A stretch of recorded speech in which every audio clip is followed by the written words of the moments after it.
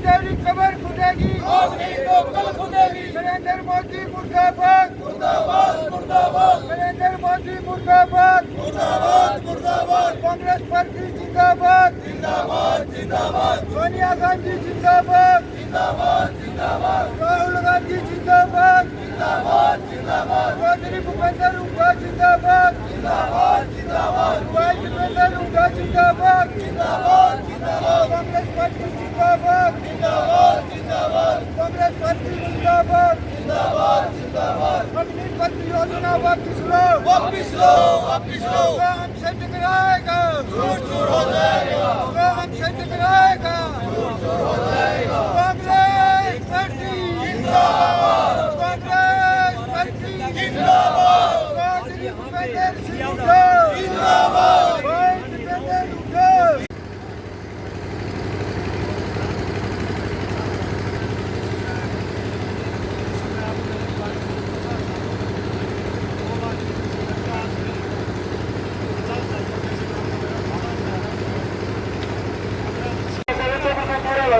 भूपेंद्र हुड्डा।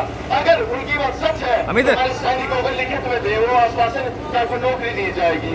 दूसरी बात, अगर लिखित में नहीं दे सकते हैं, हमारा हरियाणा बेरोजगारी में पूरे देश में नंबर 1 पे है, 37.3% पे। अगर इतनी बेरोजगारी है, आप खट्टर सरकार अगर आप नौकरी देना चाहते हैं तो भी आपके पास है, तो 4 साल बाद क्यों आज क्यों नहीं दे रहे आप लोगों को? ये दोहरा रवैया किस लिए अपनाया जा रहा है? इसलिए आप सबसे अनुरोध ये है ये इनकी बातों में ना आए तो इसका पुरजोर विरोध करें। और एक बात और मैं आपको कहना चाहूंगा, मोदी ने क्या सोचा, बोला पहले किसान अलाय कर लो, किसान काबू में जाए, किसानों को टिकवाए बड़े टिकवाए बड़े जो बड़े टिकवाए किसान बड़े सब उन्होंने बड़े टिकवा दिए। 300 तरीफ ये करा पहले किसाने बेटे ने पकड़ लो। भाई किसान ना आया था काबू में, ना उसका छोड़ा काम आएगा। हम सब मिलजुल कर इस लड़ाई को लड़ेंगे और मोदी को ये कानून वापस लेने पड़ेंगे, क्योंकि हम अपने देश की सुरक्षा के साथ खिलवाड़ नहीं कर सकते। सत्याग्रह किया जा रहा है, क्या पूरा मामला है? ये मामला जो है, मोदी सरकार इतने घमंड में है, वो ऐसे कानून ला रही है, बार बार इस देश को मिट्टी में मिला दिया। नोटबंदी का कानून लाए, देश में हाहाकार मचा। जीएसटी का कानून लाए, उसमें लोगों को तकलीफ हुई। इसके बाद किसानों के 3 काले कानून लाए, उसमें तकलीफ हुई। हजारों किसानों ने जो है अपनी बलि दी, उस आहुति दी उसमें आंदोलन में। आखिर वो वापस लेने पड़े सरकार को। अब एक ऐसी ही स्कीम युवाओं के भविष्य को बर्बाद करने के लिए और सेना को कमज़ोर करने के लिए, ठेके पर सैनिक भर्ती करने के लिए अग्निपथ नाम की जो है स्कीम लाए हैं, जो युवाओं के भविष्य को खराब कर देगी और इससे अराजकता फैलेगी और युवाओं का भविष्य खराब होगा और देश की सेना इतनी कमज़ोर हो जाएगी कि देश में किसी में जज्बा लड़ाई करने का जज्बा नहीं रहेगा। और फौजी की जो अपनी हैसियत है, वो फौजी की हैसियत नहीं, वो एक्स सर्विसमैन नहीं कहलाएंगे। उनको कोई लाभ नहीं मिलेगा इस सेवा का, 4 साल की सेवा का। सिर्फ डीसी रेट की तनख्वाह मिलेगी, ठेके की तनख्वाह मिलेगी। तो इस प्रकार की जो भर्ती है उसका हम विरोध करते हैं, कांग्रेस पार्टी विरोध करती है। सोनिया जी के, राहुल जी के, भूपेंद्र हुड्डा जी के, इनके आदेश पर सारे देश में और इस प्रदेश में जो है सत्याग्रह किया जा रहा है और ये सत्याग्रह शांतिपूर्ण सत्याग्रह है। हम इसका विरोध करने के लिए आज यहाँ पर गोहाना समय क्या रखा गया? और बड़ौदा हल्के के सारे साथी बैठे हैं। समय 10 बजे से 1 बजे तक का है। और इसमें आज देश को बॉर्डर्स पर मजबूती की ज़रूरत है, लेकिन दुर्भाग्य इस बात का है आज इस देश की ज़मीन पर चाइना का, नेपाल का कब्ज़ा है। अरुणाचल प्रदेश में चाइना ने कई गांव बसा लिए, गांव के गांव बसा लिए। एक शब्द मोदी जी के मुंह से नहीं निकल रहा। किन्नौर हिमाचल डिस्ट्रिक्ट में चाइना ने 20 किलोमीटर तक अंदर आ चुके हैं। लद्दाख में पेंगोंग झील पर वहाँ नए पुल बना दिए, वहाँ पर कब्जे को नहीं छुटवा सकी। और ये जो है नेपाल ने भी बिहार के वाल्मीकि नगर में उस पर कब्जा किया हुआ है। लेकिन इसके बारे में राहुल गांधी बार बार प्रधानमंत्री से सवाल पूछते रहते हैं। अगर आप चाइना के बारे में बयान दो, आज तक कोई बयान चाइना के बारे में प्रधानमंत्री ने नहीं दिया, उसका कितनी ज़मीन पर कब्जा है। अब ये जब छुड़वाने की बात तो दूर रही, अब सेना को निरंतर कमज़ोर, नो रैंक वन पेंशन की बात करने वाले नो रैंक और नो पेंशन पर आ गए। अब वहाँ भर्ती में कोई रैंक नहीं होगा, ना कोई पेंशन होगी, ना कोई मेडिकल सुविधा होगी, ना एक्स सर्विसमैन का तमगा होगा। और एक बड़े दुर्भाग्य की बात है, ये लोग कहते हैं कि हम हैं, उसमें 4 साल की नौकरी करने के बाद जो है हम जो है एक्स सर्विसमैन की जगह इनको, खट्टर साहब ने कहा हम इनको नौकरी देंगे 100%। मैं खट्टर साहब से पूछता हूँ, अब भी एक्स सर्विसमैन की नौकरी का प्रोविज़न है? अब तक कितने एक्स सर्विसमैन को हरियाणा सरकार ने नौकरी दी है? इसका कोई डाटा उनके पास है? नहीं है तो मैं बता देता हूँ। हरियाणा के अंदर जो आज तक एक्स सर्विसमैन को नौकरी दी है, वो एक्स सर्विसमैन है 20,275 और नौकरी दी है 534 आदमियों को।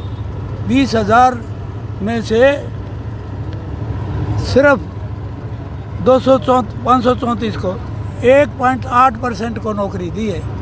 तो कैसे दे देंगे सबको? वहाँ पर प्रोविज़न है कि एक सर्विसमैन की नौकरी का इतने % नौकरी मिलेगी हरियाणा गवर्नमेंट की सर्विसेज में, वो ऑलरेडी प्रोविज़न है। उससे फालतू कैसे दे देंगे? 50% जो नौकरी जो रिजर्वेशन की है, 50% से ज़्यादा रिजर्वेशन बढ़ नहीं सकती, और वो रिजर्वेशन ऑलरेडी फिक्स है, एक सर्विसमैन उसमें शामिल है, तो उसकी सर्विस कैसे बढ़ा सकते फालतू? तो ये लोगों को गुमराह करने की बात है कि हर जो 4 साल की नौकरी करने का आएगा उसको नौकरी दी जाएगी। इनका तो डाटा ही ऐसा ही, सरकार ने आने के बाद 1% 0.1% भी नौकरी नहीं दी कई स्टेट। बिहार में तो 43,800 में से 6 आदमियों को नौकरी मिली है, 43,000 में से एक्स सर्विसमैन को। तो कैसे नौकरी देंगे? इस प्रकार की जो भाषा है, ये लोग जो है सारे देश को बेचने लग रहे हैं और सारे देश को पूंजीपतियों के हवाले कर रहे हैं। आपको बताऊं, ये सब जितनी कहानी चल रही ना, ये सिर्फ रिटायरमेंट के बाद। ये कहते हैं, विजय वर्गीस कहता है कि हमारे बीजेपी के दफ्तरों के चौकीदार आ करा करेंगे, ये उसमें चपड़ासी लगेंगे, चौकीदार लगेंगे बीजेपी के दफ्तरों में। ये इनको बाद में बड़े बड़े जो ये अडानी अंबानी हैं, इनकी फैक्ट्री में सिक्योरिटी के लिए रखा जाएगा। इस टाइप की ट्रेनिंग सरकार के खर्चे पे फ्री ट्रेनिंग दी जा रही है ताकि ये उनके सिक्योरिटी में काम कर सके।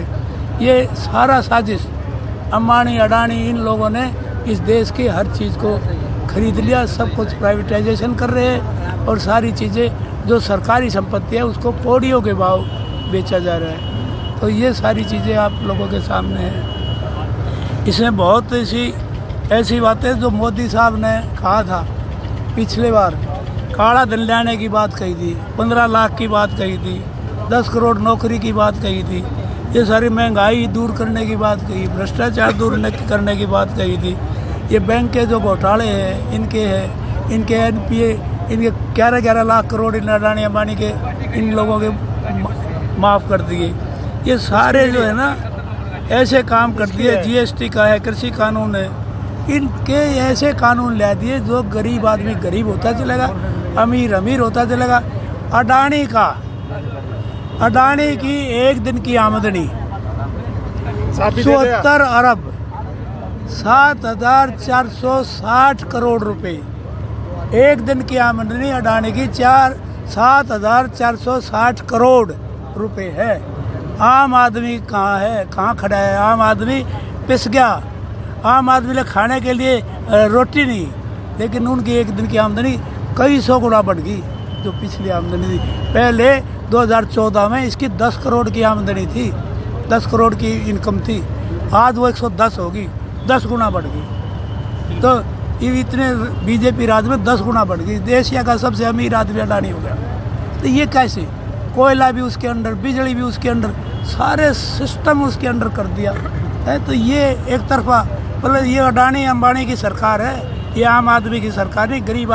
गरीब आदमी को तो हिंदू धर्म, जाति पाति, हिंदू मुस्लिम, इसके जाति पाति के नाम से लड़ाकर अपना उल्लू सीधा कर रहे हैं और देश को जो है बेचने की तैयारी में है। इन्होंने जो बेचने का काम किया है वो मैं आपको बताता हूँ। इन्होंने LIC को बेच दिया, जो सबसे प्रॉफिट मेकिंग कंपनी थी। इन्होंने इंडियन ऑयल को बेच दिया, इन्होंने भारत पेट्रोलियम को बेच दिया, एयरपोर्ट बेच दिए, इन्होंने जो है ONGC बेच दिया, इन्होंने रेलवे को बेच दिया, रोड्स बेच दिए, भेल बेच दी, एयर इंडिया बेच दिया, इन्होंने BSNL बेच दिया, मिलिट्री की लैंड।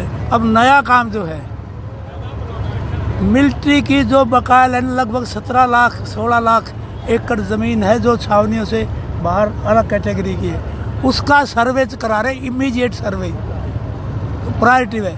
1 साल के अंदर वो मिलिट्री की ज़मीनें भी बेच देंगे। इन्हें ऑर्डिनेंस डिपो बेच दिए। इन्होंने जो है कोल माइंस को हवाले कर दिया मोदी के, बिजली को, मतलब सब चीज़ें प्राइवेटाइज करके कुछ लोगों के हित में भेज दिया। आम आदमी के लिए आने वाले समय में बड़ा महंगाई का बात। विधायक जी, सत्याग्रह किया जा रहा है, किस समय से किस समय तक रखा जाएगा? देखिए, जो आज का सत्याग्रह है वो अग्निपथ और अग्निवीर के खिलाफ है और यह सत्याग्रह आज 10 से 1 बजे तक का है। और जब तक सत्याग्रह चलेगा आगे भी, जब तक ये तीनों जो ये लेगा इस अग्निपथ और अग्नि योजना, इनको जब तक वापस लेगी, जब तक कांग्रेस पार्टी इसके खिलाफ ऐसे ही प्रदर्शन, कोई विरोध प्रदर्शन ऐसे ही चलता रहेगा। तो किस समय तक रहेगा ये?